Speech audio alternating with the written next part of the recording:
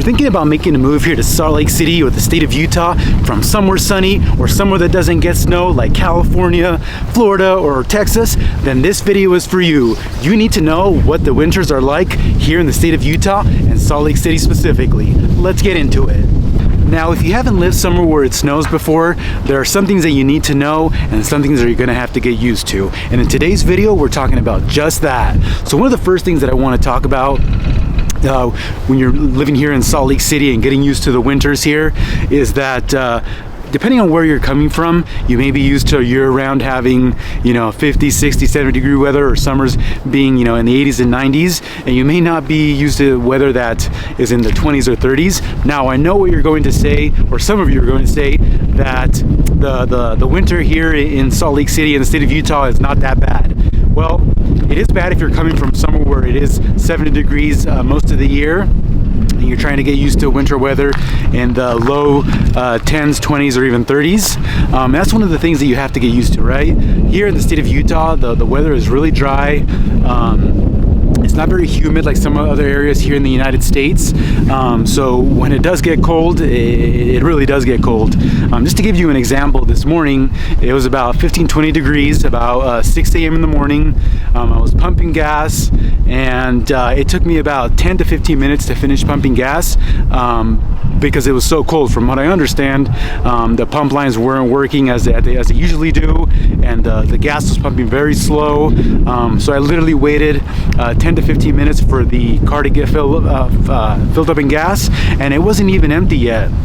When I started to get it filled up, we had about a quarter to a half tank left.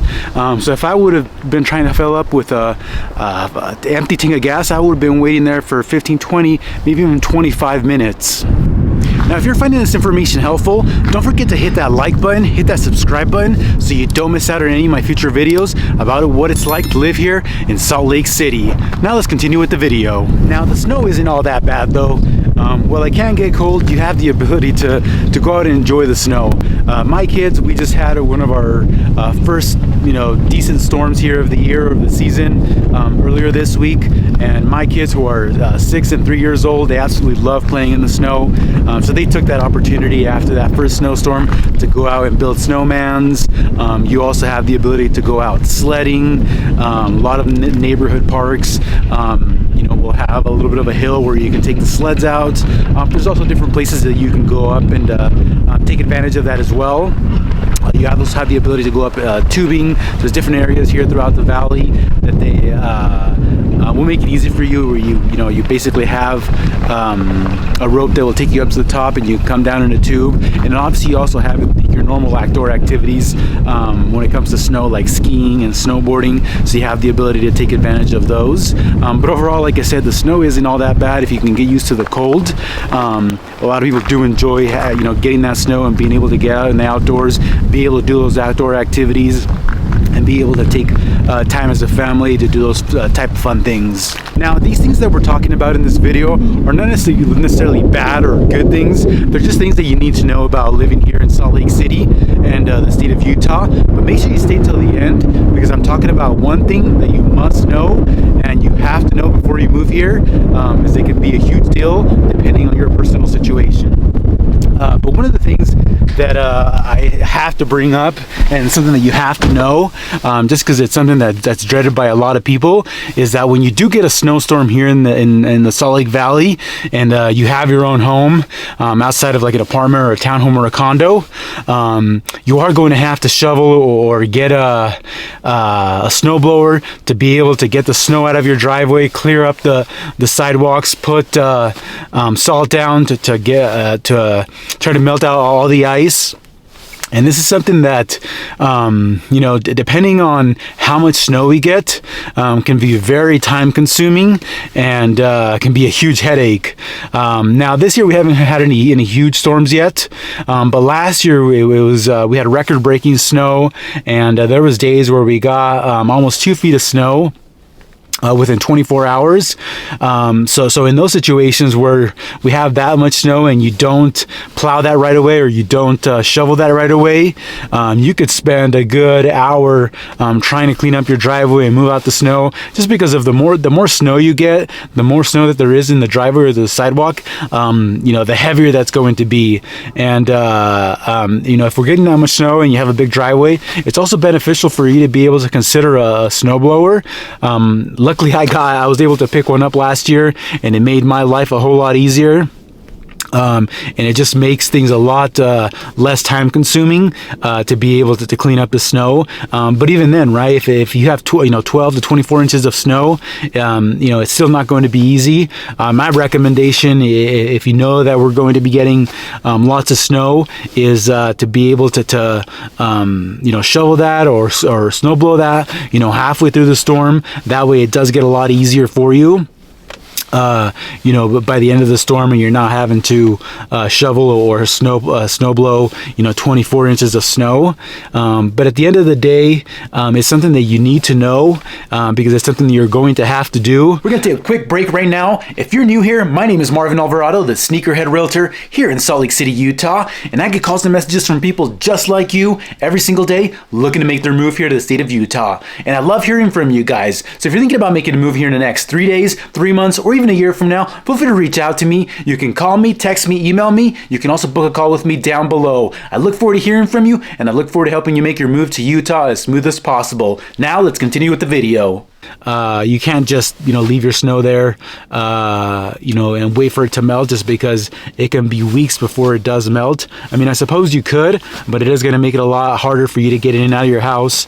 You're also going to have built up ice, where it makes it dangerous for you to you walk out to your mailbox, or if you have visitors coming in, or if you have an Amazon delivery package, it can be dangerous and they could potentially slip on it. And obviously you don't want to be held accountable for that. And then that goes for the same thing when it comes to the sidewalks. You want to make sure that you get that cleaned up. You take care of that, put some salt down, melt out all the ice. So that way you have happy neighbors, and you don't, put any people in danger. Now, the next thing you need to know is the driving situation. Now, not that you need to have an all-wheel drive car or a four-wheel drive car in order to be able to get around here in Salt Lake City when it snows or during the winter. But definitely it's going to be in your best interest to be able to have a car that's four-wheel drive or all-wheel drive, like a Subaru or a truck or those type of cars. It's just going to make your life a lot easier getting around here during a snowstorm. So one of the things to keep in mind is that we do have the plows that go around and shovel the snow, clear the roads, put salt down. But usually the way that the cities here work in Salt Lake County is that they're going to prioritize certain streets over like neighborhood streets, for example.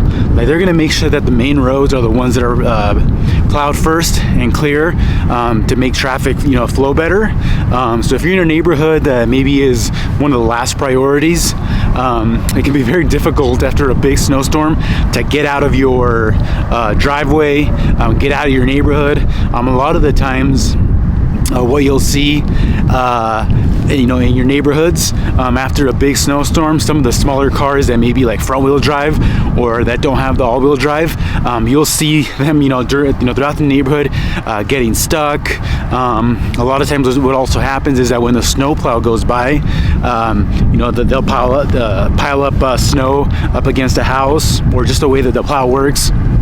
Snow will get piled up in your driveway, and unless you clear that out, you can potentially get stuck trying to get out of your neighborhood or your driveway. Another thing to keep in mind is that if you are heading out to work early in the morning, is that you may not get any clear roads, right? It's very possible that the plows may have not gotten to clear the roads, so it can take you anywhere from 10, 20, even 30 minutes longer to get to work than it usually would. So during snowstorms, you really have to look out for that and keep that in mind when you're going somewhere, whether that be going to work or going to an appointment or whatever the case may be. So it's something that you have to keep in mind, and give yourself enough time, because it can be dangerous driving during a snowstorm, especially if you're not used to driving in the snow. If you're in a hurry, you'll see a lot of accidents on the freeway or even on the main roads. People sliding off. You just have to be very, very careful when you're driving out in the snow, especially if you're driving out after a snowstorm and it's had time to freeze throughout the night.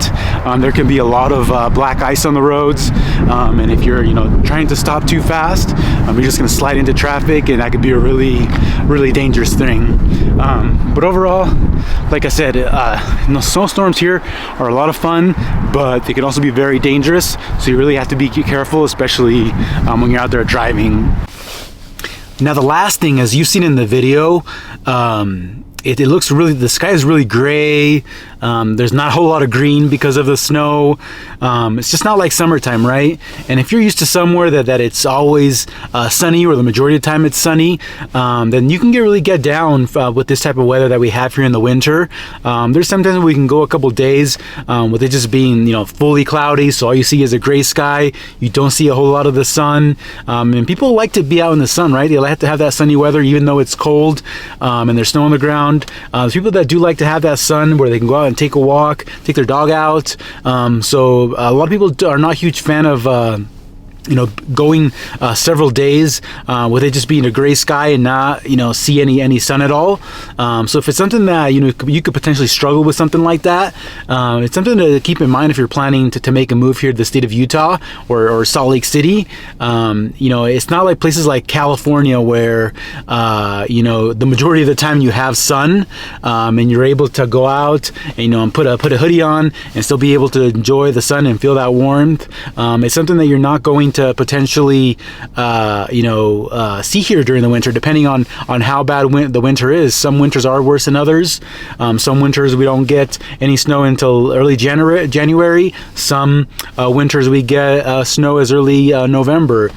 So it varies, right? But it's something to keep in mind, especially if like I said, if you're moving from somewhere where you're not used to weather like this. Now, I hope this information has been helpful. If you have any questions about what it's like to live here in Salt Lake City in the state of Utah, drop them in the comments. Otherwise, make sure you don't miss out on this video right here, and I'll see you on the next one.